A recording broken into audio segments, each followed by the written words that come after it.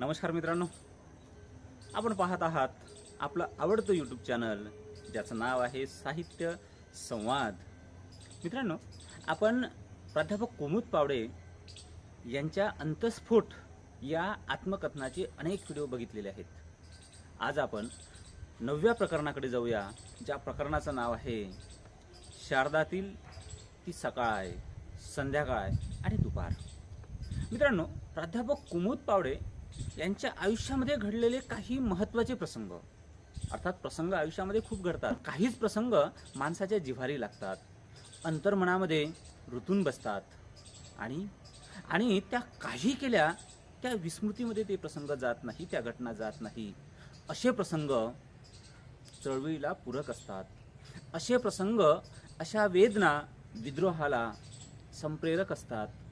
असेच प्रसंग दुसऱ्यांना प्रेरणादायी ठरतात, ज्यातून दुसरे काहीतरी बोध घेतील आणि नवा मार्ग, विज्ञानाचा मार्ग, समानतेचा मार्ग चोखाळतील. असे काही प्रसंग कुमुद पावडेंनी निवडलेले आहेत. त्यामधला एक हा प्रसंग काय सांगतो तर सकाळी सकाळी, खरं म्हणजे रविवारची सकाळ होती आणि कुमुद पावडे प्राध्यापक असल्यामुळे सारे दिवस बिझी, एक सक्रिय कार्यकर्त्या, त्यामुळे सारे दिवस बिझी होते आणि त्यांना असं वाटलं की आज रविवारची सकाळ आहे आणि खरं म्हणजे रविवारची सकाळ म्हणजे मस्त सकाळ आहे. अलिशान झोपलेल्या होत्या. पण पण पण सकाळी, भया सकाळी नंदेश्वर आजी आल्या. आता या नंदेश्वर आजी कोण मित्रांनो? तर नंदेश्वर आजी त्या 1940, 45, 56च्या काळामधल्या अत्यंत महत्त्वाच्या, त्या एकूणच जाणीव्याच्या स्त्रियांपैकी एक स्त्री. आता विशेष यांना महत्त्व काय, तर डॉक्टर बाबासाहेब आंबेडकरांचं श्याम हॉटेलमध्ये नागपूरला भाषण झालं होतं आणि त्या भाषणासाठी नंदेश्वर आजी गेल्या होत्या, अनेक स्त्रिया गेल्या होत्या. आणि त्या भाषणामध्ये डॉक्टर बाबासाहेब आंबेडकर म्हणाले होते की अर्धी पोळी अर्धी भाकर खा, पण आपल्या मुलांना शिकवा. म्हणजे उपाशी राहा, पण शिक्षण महत्त्वाचं आहे. माणसाला माणूसपणाची जाण जर कोणी करून देत असेल तर ते शिक्षण आहे. आणि म्हणून माणसाची शिक्षणामुळेच किंमत होते. हा नवा विचार, शिका, संघटित व्हा, संघर्ष करा, हा मूलमंत्र त्या भाषणामध्ये बाबासाहेबांनी दिला. आणि युगाने युगाची अशिक्षित असलेली, अज्ञान असलेली ही नंदेश्वर आजी बाबासाहेब सांगत होते आणि सार तिच्या अंतर्मनामध्ये ती साठवत होते. खुणगाट बांधली. बाबासाहेबांनी सांगितलेल्या विचाराला फलित करण्याची आणि काही झालं तरी आपल्या मुलांना शिकवण्याची नंदेश्वराजीने खुणगाट बांधली. घरी आली आणि एकाच प्रेरणेने झपाटली ती की आता मुलांना शिकवायचं म्हणजे शिकवायचं. मग कौशल्य तिची मुलगी, खरं म्हणजे कौशल्याला तिने शिकवलंय. त्या काळामध्ये फार काही मुली शाळेत जात नव्हत्या. खरं म्हणजे ना, आपण शिकूच नये हाच दलित समाजावर सुद्धा एक संस्कृतीचा प्रचंड प्रभाव आणि पगडा होता. आणि शिक्षण हे आपल्यासाठी नाहीच आहे, ही जणू काही यांची सुद्धा एक रीत झाली होती, एक समज झाली होती. आणि या अशा समजेच्या विरुद्ध बाबासाहेबांच्या त्या प्रेरणेने, त्या जाणीवेने पेटलेली आजी, नंदेश्वर आजी, आपल्या मुलीला कौशल्याला शिकवायला लागली, कौशल्य शिकायला लागली. कौशल्यही हुशार, एक एक वर्ग पादाक्रांत करत राहिली. आणि पण तरीही आजीला माहीत होतं, आजीला एक कुणकुण लागली होती या सुधारलेल्या, या शिकलेल्या, या सुसंस्कृत समाजाची. काय कुणकुण लागली होती की शिकलेले माणसं प्रेम करतात आणि आपली मुलगी प्रेम करून निघून जाईल, पळून जाईल.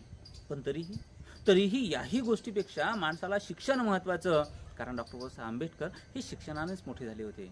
आणि म्हणून नंदेश्वराजीने शिकवणं आवश्यक मानलं. पण पुढे झालं असं की कौशल्य शिकली, फार फार समजूतदार झाली आणि पुढे जाऊन एक त्या विद्यार्थी संघाची ती सचिव झाली.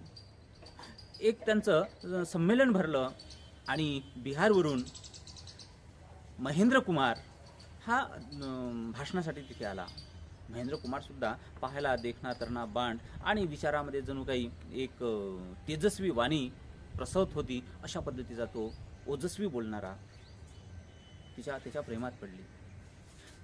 साधारण ओळखीचं रूपांतर घट्ट ओळखीमध्ये झालं आणि घट्ट ओळखीचं रूपांतर पुढे प्रेमात झालं. सहजच त्या महेंद्र कुमारने लग्नाची मागणी घातली आणि यांचं ठरलंय, लग्न करायचं ठरलंय. हा विषय कौशल्या आजीजवळ काढते तेव्हा आजीला साहजिकच याचा राग येतोय आणि म्हणते की नाही, काही झालं तरी चालेल, की परक्या जातीच्या मुलासोबत लग्न करायचं नाही. कौशल्याला तिने जीवापाड शिकवला आहे, हाडाची काढ करून शिकवलेलं आहे. कौशल्या मोठी व्हावी, समाजात तिला वेगळं आणि महत्त्वाचं स्थान मिळावं यासाठी शिकवलेलं आहे. पण आता कौशल्या वेगळ्या जातीच्या मुलासोबत लग्न करायला निघालेली होती. तेव्हा मात्र आजी तिला त्या प्रकरणाला नकार देत होती, त्या लग्नाला नकार देत होती. कौशल्या म्हणाली की आजी, तू माणसाला मोठं करण्यासाठी, मला मोठं करण्यासाठी तू शिकवलेलं आहे. आणि डॉक्टर बाबासाहेब आंबेडकरांनी हा संदेश दिलेला आहे की जातीपेक्षा माणूस महत्त्वाचा. तू त्यासाठी जपली आहे, त्यासाठी जगली आहे. मग दुसऱ्या जातीच्या मुलासोबत लग्न करण्यासाठी तू असा संकुचित विचार काय करतो? असा संकुचित विचार करणे म्हणजे बाबासाहेबाच्या विचारालाच मारणे आहे, असं काय करतं? कौशल्या आजीला सांगत होती आणि आजीला ते सारं समजत होतं, उमजत होतं. आजीला कौशल्याच्या निमित्तानं एक नवीन शिकवण मिळाली होती आणि आजीने कौशल्याला होकार दिला. त्यांच्याच एरियामध्ये महेंद्र कुमार आणि कौशल्याचं लग्न झालं. खरं म्हणजे महेंद्र कुमार हा धोबी जातीचा होता. आजी म्हणाली होती की नाही, ते काय साऱ्या जमान्याचे कपडे धुते आणि ते कसे तरी कपडे धुते आणि काय त्यांची ती जात.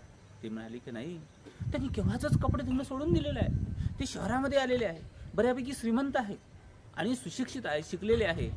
तेव्हा आजीने होकार दिला, लग्न ठरलंय. पाहुण्या धान्यांना बोलावल्या गेलं. गावामध्ये चर्चा झाली की धोबी जातीच्या मुलासोबत एका दलित मुलीने लग्न करते आहे. गावामध्ये चर्चा झाली आणि बाहेरचे माणसं, त्यांना काही म्हणण्याआधीच आपलेच माणसं त्यांच्या जीवावर उठले. लग्न सुरू होते न होते तेव्हा आपल्याच माणसांनी, खरं म्हणजे दुर्दैव असं असतं की आपलेच माणसं जेव्हा अंगावर येतात तेव्हा कोणाला सांभाळायचं, कोणाला म्हणायचं? आपलेच ओठ आणि आपलेच दात, काय करायचं हा प्रश्नच उठतो. साऱ्या लोकांनी गोठमार सुरू केली. लग्न कसं करायचं आता? त्या नवरदेवाच्या अंगावर, नवरींच्या अंगावर सारे लोक गोटे फेकत होते. महेंद्र कुमार उठला आणि तशाही बिकट परिस्थितीमध्ये आपल्या ओजस्वी वाणीने त्यांनी भाषण सुरू केलं की मी तुमच्या घरचा पाहुणा आहे, तुमचा जावाई आहे आणि जावयाचं चांगल्या पद्धतीने स्वागत करत असते. पण तुमच्याकडे जर गोटमार करूनच, गोट्यांनीच जर स्वागत करायचं असेल आणि ही तुमची रीत असेल तर निश्चितच करा. अशा पद्धतीने ओजस्वी भाषण केलंय. लोक नरमले, लोक थांबले, लोक शांत झाले आणि लग्न झालंय. पण तेवढ्याने लोक थांबले का? नाही. ज्यांच्यासाठी जेवण बनवलं होतं त्या जेवणामध्ये माती कशी मिसळायची याचा प्रयत्न सुरू केला. पण नंदेश्वर आजी होती ती. 10 वाघिणीचं बळ घेऊन जगणारी ती नंदेश्वर आजी होती. जेव्हा कौशल्याला ती शाळेत पाठवायची तेव्हा आपलेच लोक कौशल्याला आणि नंदेश्वर आजीला नावबोटं ठेवायचे. पण नंदेश्वर आजी ठामपणे तिच्या वाघिणीसारखी मागे राहिली. तेव्हा कोणाचीच छाती झाली नाही नंदेश्वर आजीला काही बोलण्याची. नंदेश्वर आजी अशी 10 हत्तीचं 10 वाघिणीचं बळ घेऊन जगत होती. आणि जेव्हा लोकांनी त्या लग्नामध्ये, त्या जेवणामध्ये माती कालवण्याचा प्रयत्न केला तेव्हा नंदेश्वर आजी ओटे खोसून तयार झाली आणि एकट्या बाईने साऱ्या लोकांना पळवून लावलं. अशी वाघीण म्हणजे नंदेश्वर आजी, ती आली होती आणि अशा पद्धतीने ते सांगत होते. खरं म्हणजे हा प्रसंग जेव्हा ते सांगत होती नंदेश्वर आजी, तेव्हा प्राध्यापक कुमुद पावडेला फार बरं वाटलं की आंतरजातीय विवाह होऊन राहिले आणि जात मोडण्याचं खऱ्या अर्थानं आंतरजातीय विवाह काम करत आहे. म्हणून एक समाधानाचा सुस्कारा कुमुद पावडेने सोडला. दुपारी काय झालं? ही सकाळची घटना मित्रांनो. दुपारी काय झालं की ज्या महाविद्यालयामध्ये प्राध्यापक कुमुद पावडे शिकवित होत्या त्याच महाविद्यालयामध्ये एक भास्कर नंदनवार नावाचा अविवाहित प्राध्यापक होता. खरं म्हणजे तो आता लग्नाला निघालेला होता. खरं म्हणजे त्याचंही एका ब्राह्मण मुलीवर प्रेम होतं. आता ब्राह्मण मुलीवर प्रेम होतं तर तिच्या घरच्यांना सांगायचं कसं? लाजत होता, भीत होता. कुमुद पावडे म्हणाले की जर तुझं आहे तर तू सांगून दे. ती म्हणाली की नाही, ती मुलगी म्हणते आहे की जर मी माझ्या वडिलांना एका भास्कर नंदनवार नावाच्या दलित मुलावर माझं प्रेम आहे आणि लग्न करू इच्छिते असं जर सांगितलं तर माझ्या आईवडिलांना काय वाटेल? आतापर्यंत त्यांनी आपल्याला तळहाताच्या फोडासारखं पोचलंय, जपलंय. त्यांचा अपेक्षाभंग होईल, ते नाराज होतील, चिडतील, रागावतील, त्यांना वाईट वाटेल, आणि म्हणून मी सांगणार नाही. ते म्हणाले की जर प्रेम केलं तर खरं प्रेम जर असेल सांगायला काय हरकत आहे. ते म्हणाले की 3 असेल सांगा तर तू सांग, पण तरी हा धारिष्ट करायला तयार नाही. मित्रांनो, भास्कर नंदनवार इथे शिकलेले आहे, प्राध्यापक आहे, तरीही खऱ्या प्रेमाची कबुली द्यायला तयार नाही, एवढं धारिष्ट नाही, असाही प्रसंग या निमित्तानं कुमुद पावडे आपल्याला सांगतात. आणि मग ती मुलगी लग्न करायला तयारही होईल तर तिच्यासमोर काही प्रश्न आहे. मुलगा म्हणून भास्कर नंदनवार हे तिला आवडलेले आहे, पण तिला असं वाटतं की आपल्याला जेव्हा मुलं होतील त्या मुलांचा उपनयन संस्कार व्हावा. म्हणजेच काय, म्हणजेच ते मुलं, त्या मुलांची ओळख ही ब्राह्मण म्हणून व्हावी. मित्रांनो, पहिल्या सकाळच्या प्रसंगामध्ये आपण पाहिलं, तो प्रसंग काय सांगत होता, तर तो प्रसंग असा सांगत होता की जातीपेक्षा माणसं महत्वाची. शिक्षणाने माणसाला खरं काय, खोटं काय, चांगलं काय, वाईट काय, सत्य काय, असत्य काय याची समज येते, जाणीव येते, माणूस पण काय असतं याची ओळख होते, आणि जातीपेक्षा माणूस महत्वाचा हे कळतं, त्यालाच आपण शिक्षण म्हणूया. आणि जे आपण शिकलो, जे आपल्याला समजलं ते सत्य सांगण्याची धमक जे निर्माण करतं ते शिक्षण, असं बुद्धांनी म्हटलेलं आहे.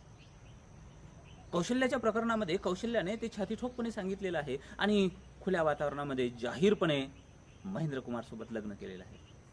पण जिथे शिकलेल्यांचा प्रश्न येतो, सर्व्हिसवाल्यांचा प्रश्न येतो, तेव्हा मात्र ही मुलगी लग्न तर करायला तयार आहे, पण तरीही हिला वाटतं की आपला नवरा हा ब्राह्मणच असावा आणि होणारे मुलं ब्राह्मणच असावे.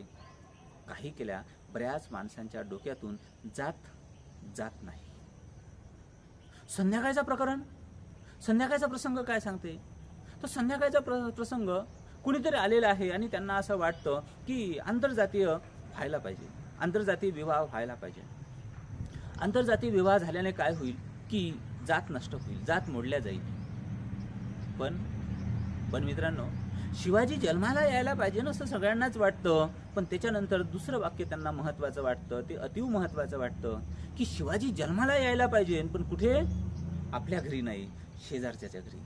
कारण मोठा माणूस जन्माला येत असताना, तो कार्य करत असताना आपल्या स्वतःच्या घरावर तुळशीपात्र ठेवावं लागते, घरच्यांचाच त्याग करावा लागते, बऱ्याचदा घरच्यांचाच विरोधही पत्करावा लागते. समाज कार्य करणाऱ्या महापुरुषांना घरच्यांचाच, आपल्याच माणसाचा विरोध पत्करावा लागते. जात ही माणसाच्या मनामध्ये नव्हे तर मनमेंदूमध्ये, त्याच्या रोमारोमामध्ये भिनलेली आहे. जेव्हा जातीचा प्रश्न येतो, जेव्हा धर्माचा प्रश्न येतो, तेव्हा एखादी जखम व्हावी आणि वरून सुकल्यासारखं वाटावं, खिपले चढावेत. पण खिपले काढल्याबरोबर आतमधून भळभळ भळभळ भळभळ रक्त व्हावं, त्या पद्धतीने धर्माचं आणि जातीचं असतं. अत्यंत नाजूक भावनिक प्रसंग असतो. याला कोणी हात घालत नाही. हात घातला तर आपलेच माणसं आपल्या अंगावर येतात आणि ओरबडून टाकतात. समाज सुधारकांना हे करावं लागतं. आणि म्हणून समाज सुधारक आपल्या घरी जन्माला येऊ नये, बाजूच्या घरी जन्माला यावं असं सर्वांनाच वाटतं. तिसऱ्या प्रसंगामध्ये काय झालं की तो म्हणतोय की आंतरजातीय विवाह व्हायला पाहिजेत, जात मोडायला पाहिजेत, पण हे मी नाही करायला पाहिजे, हे कोणतरी करायला पाहिजे. अशी ही भूमिका काही लोक घेतात. प्रसंग एकाच दिवसाचे 3, पण 3 प्रसंगातून 3 विचार प्रवाह दिसतात. कौशल्या आणि महेंद्र कुमार सारखे खुलेआमपणे, छातीठोकपणे, जाहीरपणे आंतरजातीय विवाह करतात आणि बाबासाहेबांचं खऱ्या अर्थानं स्वप्न साकार करण्याचा प्रयत्न करतात. बाबासाहेबांचे पाईक होतात, अनुयायी होतात. दुसऱ्या प्रसंगामध्ये करायचं आहे, पण तरीही मनामध्ये प्रचंड भीती, अभिमान, खोटे अभिमान ठेवून आपण जगतो आहे. ना घर का ना घाट का, स्पष्ट भूमिका कुठेच घेतो नाही. नरो वा कुंजरो वा, तळ्यात मळ्यात, अशा पद्धतीची भूमिका दुसऱ्या प्रकरणामध्ये दिसते. तिसऱ्या प्रसंगामध्ये तर ती तर फारच मवाळ भूमिका दिसते आहे.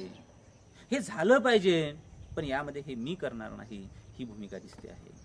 एकाच दिवसाच्या 3 प्रकरणामधून वेगवेगळे विषय आणि त्याचे आशय समाजामध्ये कशा पद्धतीने लोक राहतात याचा बोध या प्रसंगांच्या माध्यमातून प्राध्यापक कुमुद पावडेंना आलेल्या अनुभवाचा अनुभव आपल्यालाही मिळतो आणि अनुभवाने माणूस समृद्ध होतो.